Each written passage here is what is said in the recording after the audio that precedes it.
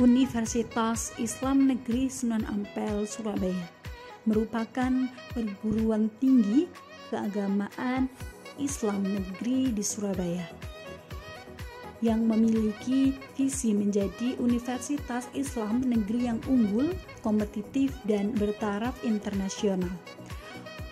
UIN Sunan Ampel, Surabaya memiliki 9 fakultas program sarjana dan 43 program studi. Kami berasal dari Fakultas Ekonomi dan Bisnis Islam UIN Sunan Ampel, Surabaya. Fakultas Ekonomi dan Bisnis Islam sendiri terdiri dari 5 program studi, yaitu Ekonomi Syariah, Ilmu Ekonomi, Akuntansi, Manajemen, dan Manajemen Zakat dan Wakaf. Kami mahasiswa semester 4 program studi Ekonomi Syariah. Materi yang kami jelaskan pada kesempatan kali ini adalah materi dari mata kuliah Lembaga Keuangan Islam Non-Bank yang diampuh oleh dosen kami, yaitu Bapak Dr. Haji Muhammad Yazid, SAG, dan Bapak Yazid sendiri mengajar kami dengan didampingi oleh Ibu Novi Febrianti, Magister Ekonomi. Kami dari kelompok 7 mata kuliah Lembaga Keuangan Islam Non-Bank akan sedikit menjelaskan tentang materi obligasi syariah yang terdiri dari 1. Dwi Nila Kartikasari, 2. Silva Sari Ramadhani, 3. Asia Madiana. Simak video berikut. Berikut beberapa topik yang akan dibahas. Yang pertama, pengertian obligasi syariah. Yang kedua, dasar hukum obligasi syariah. Yang ketiga, sejarah obligasi syariah. Yang keempat, prinsip dan karakteristik dari obligasi syariah. Yang kelima, perbedaan obligasi syariah dan juga obligasi konvensional. Yang keenam, jenis-jenis obligasi syariah. Dan yang ketujuh, studi kasus obligasi syariah. Yang pertama, pengertian obligasi syariah. Secara etimologi, obligasi berasal dari bahasa Belanda yakni obligat yang berarti surat jaminan pemerintah. Dalam terminologi, kata obligasi didefinisikan yakni sertifikat yang berisi kontrak antara investor dengan perusahaan yang menyatakan bahwa investor telah meminjamkan sejumlah uang kepada perusahaan. Menurut Fatwa DSN MUI nomor 32/DSN/MUI/9/2002, obligasi syariah adalah surat berharga jangka panjang yang berdasarkan pada prinsip syariah yang dikeluarkan oleh emiten pada pemegang obligasi syariah yang mewajibkan emiten untuk membayar pendapatan kepada pemegang obligasi syariah yang berupa bagi hasil, margin, fee, serta pembayar kembali dana obligasi ketika jatuh tempo. Dasar hukum obligasi syariah. Dalam ilmu ekonomi syariah, obligasi syariah adalah suatu usaha yang baru muncul. Oleh sebab itu, masih sulit untuk mencari landasan syariah yang mendasarinya. Namun, dalam mencari rujukan tentang keabsahan obligasi syariah, mengacu pada aspek latar belakang kegiatan muamalah yang dilakukan oleh Rasulullah dan juga para sahabat yang terjadi pada saat itu. Diceritakan oleh Ibnu Abbas bahwa ayahnya Al-Abbas telah mempraktekkan mudharabah atau mukorodah ketika ia memberikan uang kepada temannya, di mana ia memberikan syarat agar mitranya tidak digunakan dengan cara mengarungi lautan, menuju lembah, atau membeli sesuatu yang hidup. Jika ia melakukannya, maka akan menjadi tabungannya. Peristiwa ini dilaporkannya kepada Nabi dan beliau menyetujuinya. Peristiwa di atas menunjukkan sebagian alasan hukum dari obligasi syariah, karena para ulama menjadikan peristiwa tersebut sebagai landasan keabsahannya. Menurutnya, segala sesuatu yang dilakukan dan oleh Rasulullah dibiarkan merupakan sunnah takriyah yang dapat dilihat sebagai sumber hukum Islam. Dengan demikian, maka keabsahan dari obligasi syariah lebih mengarah pada ijma para ulama fikih. Selanjutnya, yang ketiga, sejarah obligasi syariah. Dalam perkembangannya, The Islamic Jurisprudence Council atau IJC mengeluarkan fatwa yang mendukung perkembangannya suku.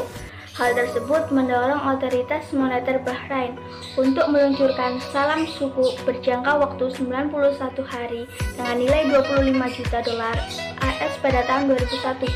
Kemudian Malaysia pada tahun yang sama meluncurkan Global Corporate Sukuk di Pasar Keuangan Islam Internasional. Inilah sukuk global yang pertama kali muncul di pasar internasional. Selanjutnya, penerbitan sukuk di pasar internasional terus bermunculan bagai cendawan di musim hujan. Tidak ketinggalan, pemerintah di dunia Islam pun mulai melirik hal tersebut. Yang keempat, prinsip dan karakteristik obligasi syariah. Secara umum, antara lain, yang pertama, obligasi syariah haruslah berdasarkan konsep syariah yang hanya memberikan pendapatan kepada pemegang obligasi syariah dalam bentuk bagi hasil atau revenue syari, serta pembayaran utang pokok pada saat jatuh tempo. Yang kedua, obligasi syariah menekankan pendapatan investasi bukan berdasarkan pada tingkat bunga atau kupon yang telah ditentukan sebelumnya, tetapi berdasarkan pada tingkat rasio hasil atau nisbah yang besarnya ditentukan sesuai kesepakatan pihak emiten dan investor sebelum penerbitan obligasi tersebut. Yang ketiga, mekanisme obligasi syariah diawasi oleh Dewan Pengawas Syariah oleh tim ahli syariah yang ditunjuk oleh Dewan Syariah Nasional MUI sejak dari penerbitan obligasi hingga akhir masa penerbitan obligasi tersebut.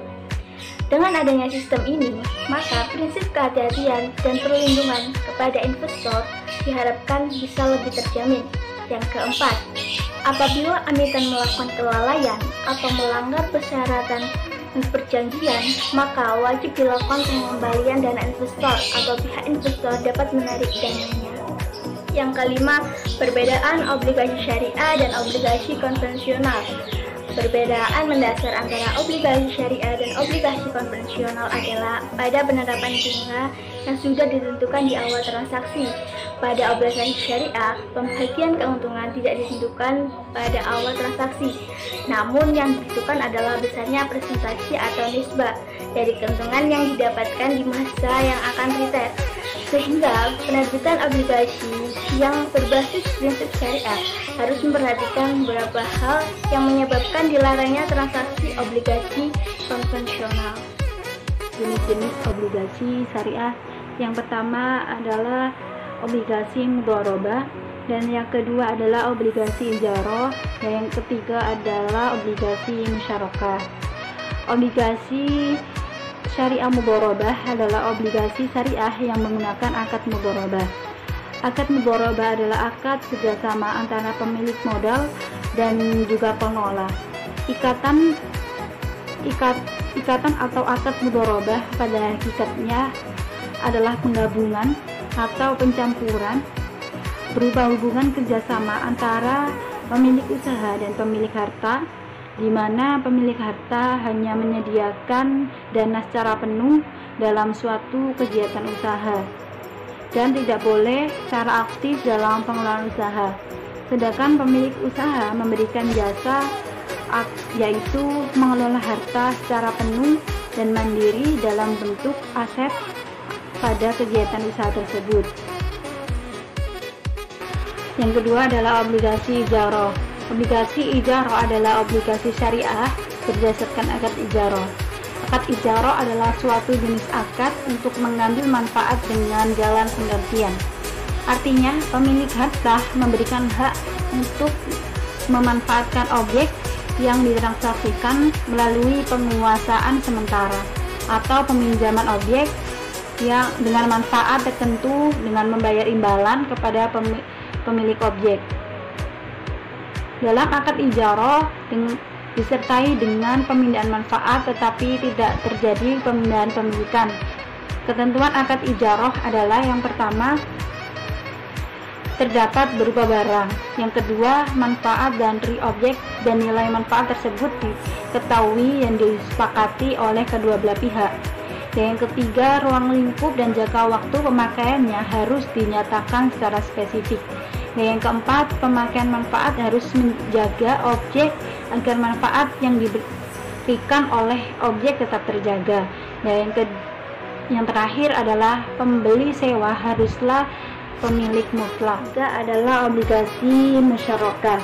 Secara bahasa adalah syirkah yang berarti percampuran, yakni bercampuran satu harta dengan harta yang lain yaitu konsep dan mekanisme dasar usaha kerjasama, investasi, berbagi laba dan rugi.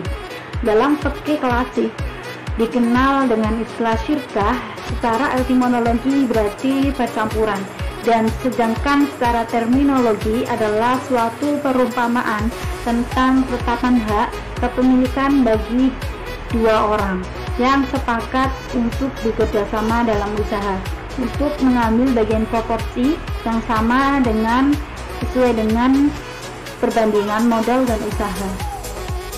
Contoh studi kasus obligasi syariah. Contoh kasus terdapat di pasar sekunder Islamic Bonds di Malaysia. Penerbitan bonds sebagai sertifikasi obligasinya melalui proses sekuritisasi aset berdasarkan prinsip mudharabah bitsaman ajil, merupakan kontrak perjualan dengan basis penanggungan pembayaran atau disebut juga dengan deferred payment, dan harga yang dijatuhkan dengan dasar fixed markup profit.